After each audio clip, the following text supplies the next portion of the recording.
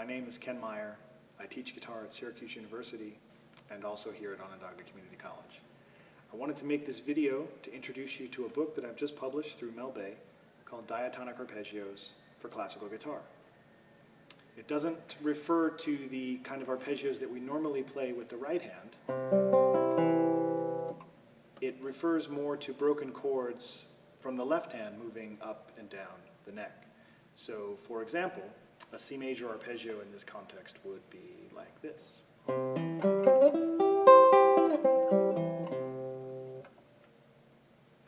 This book does a lot more than that, and I'll be sort of demonstrating those things throughout the course of this video, which will probably end up being about 5 minutes long.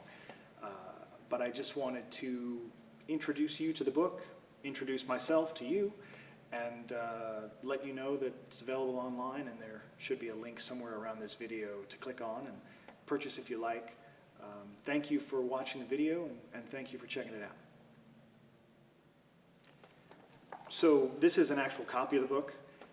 The idea first came to me when I was practicing as a kid the Segovia scales. We were always taught to practice the Segovia scales. And at first I resisted, like most students, I think. But in the end, I really came to love them for the very specific thing that they do. There's many different ways to play scales on the guitar, and they're all great. The Segovia scales are really good at using fingerings that you might employ in regular compositions, but also through a variety of different finger patterns, both right hand and left hand. More importantly than that, I was reading the Segovia autobiography at around the same time, and noticed that he was about to give a little performance in the back room of a cigar shop for friends of Tárrega and Tárrega's former students. And he was nervous, and he was warming up using scales, slurs, and arpeggios, and I wondered, I wonder what kind of arpeggios he was warming up with. And I imagine they were probably the kind of Giuliani variety of the right hand. But then I thought, what if there was an arpeggio collection that were kind of like the Segovia scales? And there's a million ways to play arpeggios on the guitar, and all of those are great. This is just one way, using a variety of different fingerings and grouping the arpeggios together in a way that kind of makes sense, at least to me, and certainly harmonically. And then you end up with kind of a 48-page little book on how to play a bunch of different arpeggios. And I'll sort of play collections or little snippets of each one during the course of this video. So if you're familiar with the diatonic major and minor scales by Andres Segovia, you know that they're organized according to the circle of fifths, with each major scale each major scale is followed by its melodic minor relative. So you'll have C major, and then A melodic minor, G major, and E melodic minor. I've tried to organize the arpeggios in the same way. Each group of arpeggios, there's 5 groups total, each group has some sort of relatable, 2 chords that are related according to the circle of fifths. So the first group up are simply diatonic triads. It's C major, and then A minor, and then G major, and then E minor, throughout the circle of fifths with relative majors and minors together. What's interesting here for the diatonic triads is that they will span the entire neck of the guitar to the highest available pitch for any given key, and then on its way down, it will dovetail through a series of triad inversions. The easiest way to do this is to just show you. So for example, C major, some guitarists will have a high C on their guitar. Mine only goes up to B. So therefore, the highest note that I have available for C is a G. So that'll be my highest note for the C major arpeggio. And what I'll do is work backwards to 3 peaks from that G. So my first arrival will be a high C. And then I'll go up again, and this time go up to a high E. And then finally I'll go to the G. And from the G I'll work back a series of dovetail triads.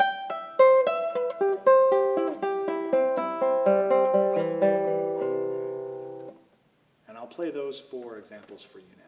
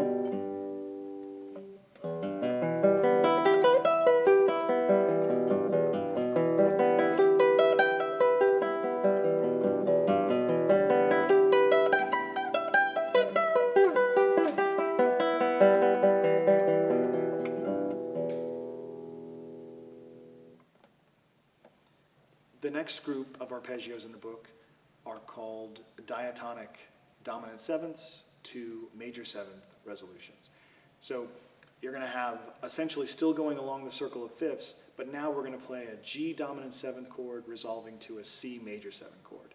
And then going to the circle of fifths, the next key would be G, so we'd have a D dominant seven resolving to a G major seven. Here, I don't do the dovetail triads because of the sevenths. It makes the fingerings a little bit different, but it's still a straight up arpeggio. Sometimes I'll start from the seventh just to give it a nice sound, a nice feel, and also because some of the fingerings that are employed I think are beneficial in the long run. So here are the diatonic dominant seventh and major seventh resolutions, just the first couple.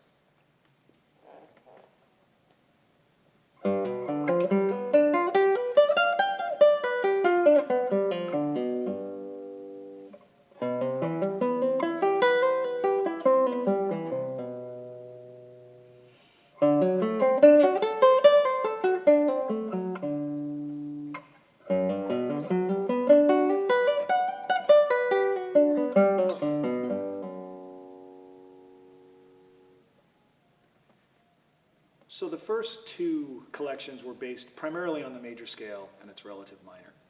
Now I decided to base an arpeggio collection based on the natural minor scale. And in this case, it gives us an opportunity to play half diminished sevenths, resolving to minor seventh chords. And for this, I still use the circle of fifths, but we're going to start with A minor. And because A minor has a B half diminished seventh in the two position, we're going to use B half diminished, resolving to A minor. And then we'll use F sharp half diminished seven, resolving to E minor. So we're still going to go along the circle of fifths on the minor side, and our dissonant harmony will be the half diminished seven, resolving to the minor seven. And here are the first four of that collection.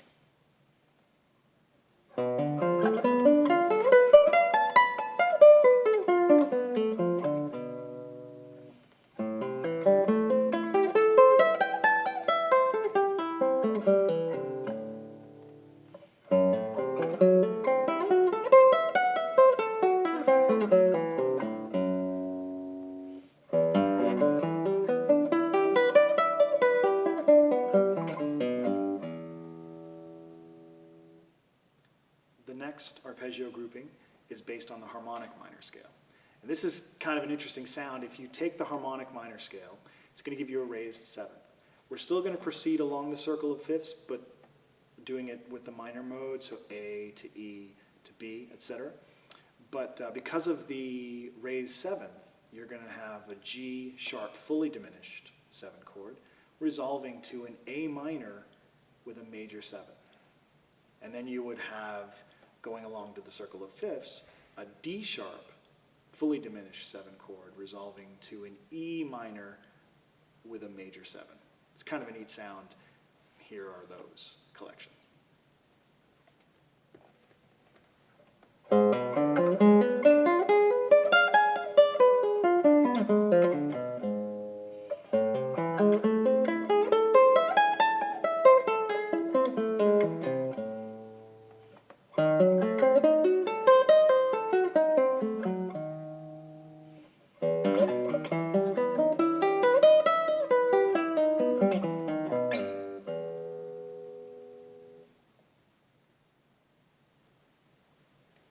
So the last collection is in some ways my favorite because it's the one that sounds the most interesting slash weird slash cool.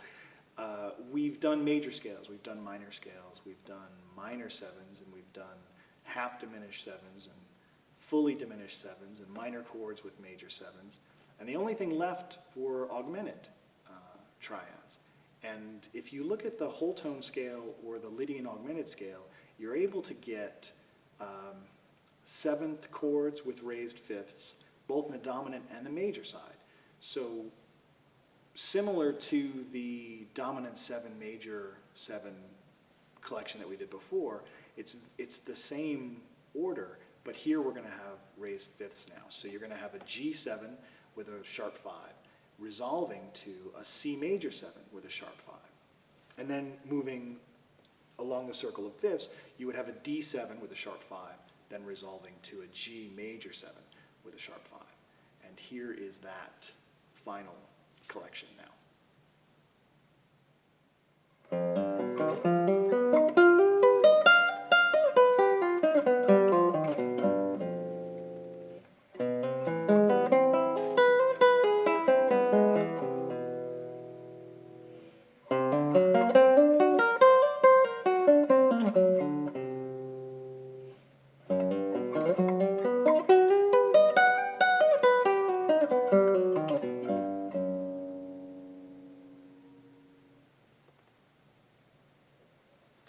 Thank you so much for checking out the video.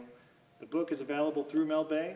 You can purchase it online. There'll be a link somewhere around this video. Hope you enjoy it, and thanks for checking it out.